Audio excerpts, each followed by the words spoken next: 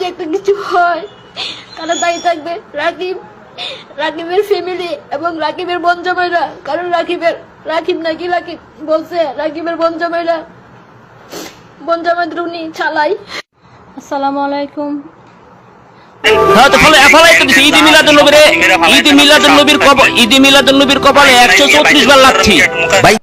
আসসালামু আলাইকুম ওয়া রাহমাতুল্লাহি ওয়া বারাকাতুহু। যারা আমার এই ভিডিওটি দেখছেন দেশে ও প্রবাসে সবাইকে আন্তরিক মোবারকবাদ। দর্শক শ্রোতা, আপনারা আমার স্ক্রিনে যে ব্যক্তিকে দেখছেন রাকিবুল ইসলাম, যিনি কওমি আলেম, তিনি সব সময় সুন্নিদের বিরুদ্ধে অপপ্রচার করে এবং কি বাজে বাজে ভিডিও বানিয়ে থাকে। দর্শক শ্রোতা, তিনি কিছুদিন আগে একটা কথা বলেছিলেন, সোশ্যাল মিডিয়ায় ভাইরাল হয়েছিল। তিনি বলেছিলেন যে নতুন কোন ইবাদত আবিষ্কার হইলে ওটা লাথি মেরা ফালাইয়া দিবা, ঠিক আছে? রাসূল তো হাদিসে বইলা গেছে এটা। তো হ্যাঁ, তো ফালাই তো দিছে। ঈদ মিলাদুন নবীর কপালে 134 বার লাথি। এই ঈদ মিলাদুন নবীর কপালে 134 বার লাথি। তাই এখন তুই কথা পাল্টাস কে? তুই এখন হাদিসেতে পাইছত না, এখন তাহলে ছাড়। ঈদে মিলাদুন নবী সাল্লাল্লাহু আলাইহি ওয়াসাল্লামের উপরে 172 বার লাথি মারি, নাউজুবিল্লাহ। এই ধরনের বক্তব্য তিনি দিয়েছেন। তিনি নবীর মিলাদকে অসম্মান করেছেন এবং কি বাজে মন্তব্য করেছেন। দর্শক শ্রোতা, এবার তার গোপন ইতিহাস ফাঁস হয়ে গেছে। এবার তার দ্বিতীয় নম্বর স্ত্রী এসে লাইভে এসে তার গোপন তথ্য সব ফাঁস করে দিয়েছে। তিনি যত ধরনের অপকর্ম করেছে, যত বাজে কাজ করেছে, আপনি শুনলে অবাক হয়ে যাবেন। দর্শক শ্রোতা, আজকের এই ভিডিওতে আপনাদেরকে বিস্তারিত দেখাবো, তবে ভিডিওটি না টেনে সম্পূর্ণ দেখবেন। দর্শক শ্রোতা, কথা না বাড়িয়ে চলুন তার দ্বিতীয় স্ত্রী কি বলেন তার সম্পর্কে সেই ভিডিওটি দেখে আসি। আমার যদি একটা কিছু হয় কারা দায়ী থাকবে? রাকিবের ফ্যামিলি এবং রাকিবের বোন জামাইরা। কারণ রাকিব বলছে রাকিবের বোন জামাইদের উনি চালাই। আসসালামু আলাইকুম। আমি রুনা। আমি ঢাকায় থাকি, একটা প্রাইভেট ইউনিভার্সিটিতে পড়াশোনা করি। তার মধ্যে পাশাপাশি একটা স্কুলেও জব করি। মাওলানা রাকিবুল ইসলামের সাথে আমার পরিচয় হয় আইএমবি থেকে। ওনার সাথে যখন আমার কথা হয়, উনি প্রথমে নিজেকে বলছে আলহামদুলিল্লাহ আমি সিঙ্গেল। তারপর লাস্ট পর্যায়ে উনি স্বীকার করছে যে উনি বিবাহিত। ওনার বউয়ের সাথে ডিভোর্স হয়ে গিয়েছে। ওনার ফ্যামিলি, ভাই বোন, ওনাকে কেউ শান্তি দেয় না।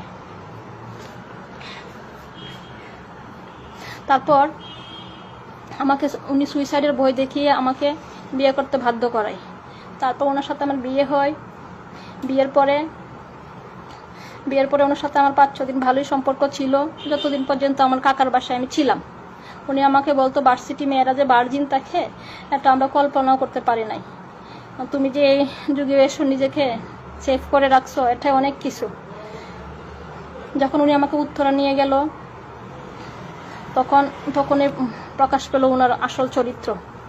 আমার কাছে কিছু টাকা ছিল, ওই টাকাগুলো উনি নিয়ে নিছে। বলছে মেয়েদের হাতে টাকা রাখতে নাই। তারপরে এই টাকা দিয়ে বাসার জন্য কিছু ইউটেন্সিল কিনলো। বিয়ে নিয়ে আমাকে উত্তর নেওয়ার পরের দিনেই উনি আমাকে বলে আমি চাকমা, আমি শুকনা বলে আমাকে বলে আমার নারীত্ব নাই, আমার বাবা নাই বলে কিভাবে বডি শেমিং করলো। মূলত উত্তরা থাকলে মানুষ জেনে যাবে বলে ওনার সাথে আমার বিয়ে হয়েছে, এর জন্য। তারপর আমাকে উত্তরা বাসা থেকে তাড়িয়ে দেয়। তারপর আমি বাধ্য হই, উনি বরং আমার নামে আমার কাকির কাছে কমপ্লেন দিছে। বলছে রুনা 9-10 মেয়েরাও যা বুঝে তাও বুঝে না, কাকি ওকে সব শিখিয়ে দিন। আমার কাকি বলছে এসব লুচ্ছামি কি কথা। এসব কথা বলার পরে উনি বাসা থেকে বের হয়ে যায়। তারপর আমি একটা সাবলেট ভাড়া নেওয়ার পরে উনি আমাকে 4 মাসের মধ্যে 2 মাসের ভাড়া দিয়েছিল। লাস্টের 2 মাসের এই টাকাটা দিতে চাই না।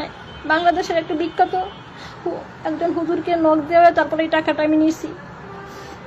উনি বলতে পারবেন আমার জন্য একটা সিঙ্গেল একটা সুতা কিনে দিতে। তারপর ওনার চাকরি ছিল না, উনি আমাকে নিয়ে গেল মুফতি উসামা হুজুর, যিনি কেরাতে শিখায়, ওনার মাদ্রাসায় ওনার চাকরির জন্য। হয়তো বেতন কম বলছে বলে উনি চাকরিটা করে নাই। উনি আমার কাছে বলছে উনি আওয়ামী লীগের দালাল। উনি যেহেতু আমার খোঁজ খবর নেই না, আমি মানুষের কাছে যাই, আর উনি মানুষের কাছে অস্বীকার যে উনি আমাকে বিয়ে করে নাই, ওনার সাথে আমার বিয়ে হয় নাই। আইএমবিতে আমাকে বলে দিয়েছিলাম বলে ওনার সাথে আমার বিয়ে হয়েছে। বলছে আমি নাকি উনি নাই, আমি যদি না বলি ওনার সাথে আমার বিয়ে হয়েছে না তাহলে আমার তো সংসার করবে না। আমি বাধ্য হয়ে তাই করছি। কদিন আগে 2026 সালের রমজানে আমি ওনার মাদ্রাসায় গিয়েছি আমার ছোট ভাইকে নিয়ে আর একটা আপুকে নিয়ে। ওই জায়গায় উনি বিএনপির পাওয়ার দেখাইছে, ওনার হাতের মোটর বিএনপি সরকার, উনি যা বলে তাই। উনি বলে বাংলাদেশের মানুষ আমার পায়ে পড়ে থাকে, আমি কি আপনার পায়ে দোষী বিয়ের জন্য? উনি আমাকে পছন্দ হয় না, মুসলিম বলে। ওনার পছন্দ আবু রাহানের বউ। এখন শুনলাম উনি নাকি ডিসেম্বর আমাকে নাকি ডিভোর্স দিয়ে দিয়েছে। অথচ আমাকে বলতো আমি বাসা দেখতে যখন আমি রমজানে গিয়েছিলাম 2026 সালে। এখন আমার নামে এখন মিথ্যা প্রপাগান্ডা চলছে, আমার নাকি আর বিয়ে হয়ে যায়, আমার নাকি ছেলেদের সাথে সম্পর্ক, আমি নাকি খারাপ মেয়ে।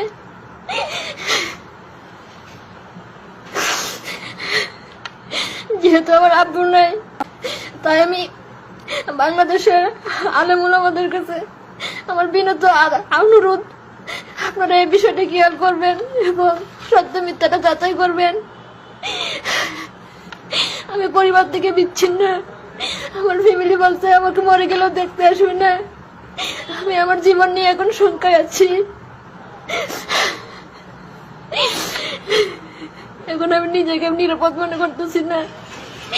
আমার যদি একটা কিছু হয় তাহলে দায়ী থাকবে রাকিবের ফ্যামিলি এবং রাকিবের বোন জামাইরা। কারণ রাকিব বলছে রাকিবের বোন জামাইদের উনি চালাই। আমিও কিন্তু জলাইতে ছিলাম।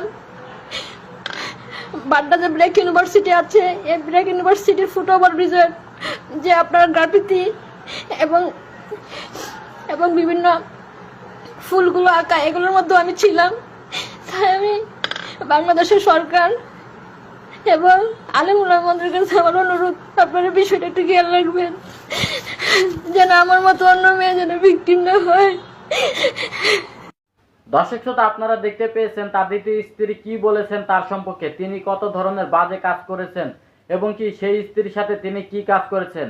তিনি নবীর শানে আঘাত করেছেন, নবীর শানে বেয়াদবি করার কারণে আজকে তিনি সোশ্যাল মিডিয়ায় তার অপকর্মের সবকিছু ফাঁস হয়ে যাচ্ছে।